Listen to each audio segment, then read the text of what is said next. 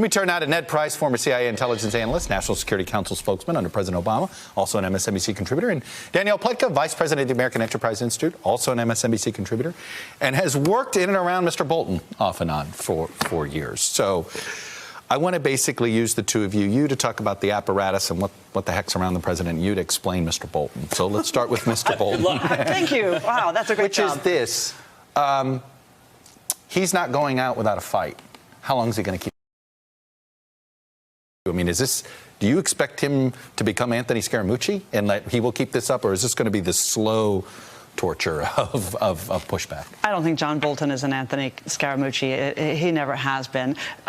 What'll be interesting to see is whether he can go back and take on his previous role, which was as defender of the president. This is how he came to the president's affectionate eyes. But was he doing that just to get this job? I don't think so. No, okay. I think there were some people that thought maybe he wanted an in when he thought on a job that no other Republican president would have considered. The two are not exclusive. Let's put it that way.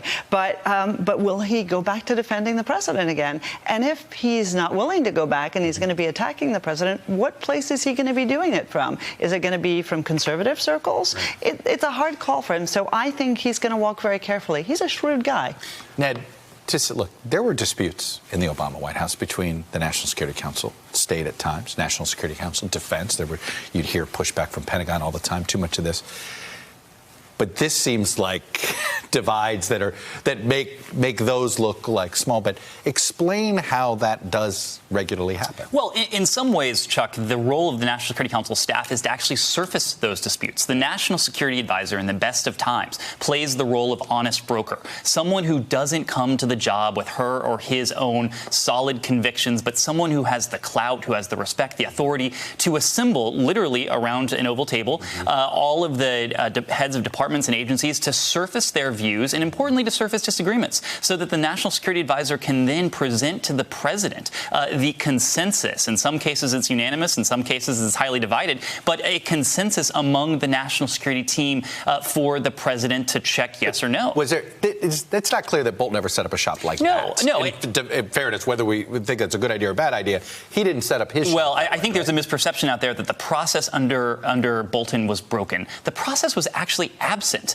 Bolton didn't do what national security advisors are supposed to do. It's been months since he held what's called a principals meeting. That's where the Secretary of State, the Secretary of Defense, and other principals from the national security realm get together in the Situation Room to discuss issues that they then present to the president. This was an ad hoc process and involved essentially two people, John Bolton and Mike Pompeo. Others were brought in occasionally. Their views were solicited occasionally, but there was not this holistic process that surfaced disagreements and that hopefully arrived at consensus. Given the type of personality Donald Trump is, shouldn't Mike Pompeo just pull a Henry Kissinger and just say, I should be the national security advisor? And I'm sitting there only being half facetious here. I don't know if the president sees the distinction between the two. Well, to be fair, not just Donald Trump, but many presidents have had a national security advisor who viewed himself not as a functionary, but as a cabinet official making national security. And many a president, starting Kissinger being the most infamous or famous of all. Absolutely, but there have been plenty since, Republican and Democrat. But all of us hear, of course, that Mike Pompeo isn't necessarily long for the Secretary of State's job. I doubt he wants to go out of the frying pan and into that particular fire. I certainly wouldn't do that if I were Mike Pompeo. I do want to raise this. This is Republican Senator Jerry Moran, and he tweeted the following. I think probably, senators, the country looks for stability, consistency, and it's another person out of the administration that we developed a relationship, had a sense of where he was coming from, and now he's not there. It is interesting to me to hear a whole bunch of people who weren't the biggest John Bolton fans, left and right.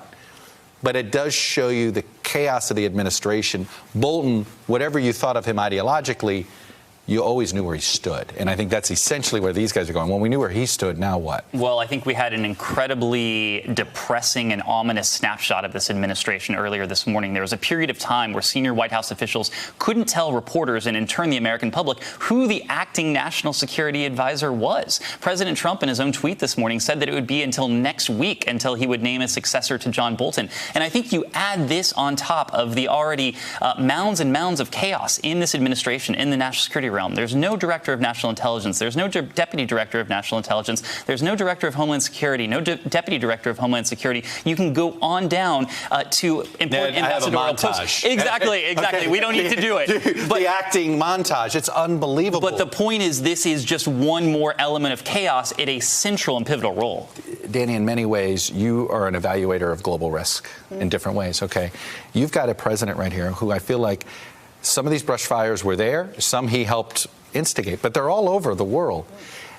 Are they ready for this? If No. one of them, I mean, it does feel as if we've all just been lucky that this White House hasn't been tested internationally yet. Look, I think you're exactly right. And while we have all spent the day obsessing about was he fired or did he resign, in fact, the reality is we've got an unbelievable situation going on in Afghanistan. We have got risk in the Middle East. We've got the Iranians returning to a nuclear program. How about India? And what's going on with Kashmir right now that feels like it's at a... Which is completely irrelevant nice to almost everybody.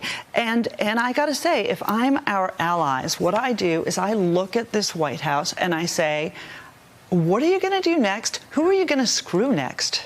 Because they're all worried that Donald Trump has professed his support for this company, this government, that government, and he's not going to be there tomorrow. And what I find interesting here, you guys could be debating philosophically on all sorts of issues. You guys are sitting here and looking at this as just professionals going, oh my God. And I think that's what I think people need to see here. This is not an ideological divide. This is we've got to run the country. Anyway, Danny Pletka, Ned Price, thank you both. Hello, YouTubers. If you're watching this, it means you've checked out our channel, so thank you. Now do me a favor, subscribe by clicking on that button down there. Click on any of the videos to watch the latest interviews and highlights from MTP Daily and MSNBC. You can get more Meet the Press content every morning in the First Read newsletter. If you're tired of content that you don't know anything about where it came from, you don't have to have that problem with us. NBC News, MSNBC, MTP, and the Meet the Press mindset right here for you on YouTube. Subscribe now.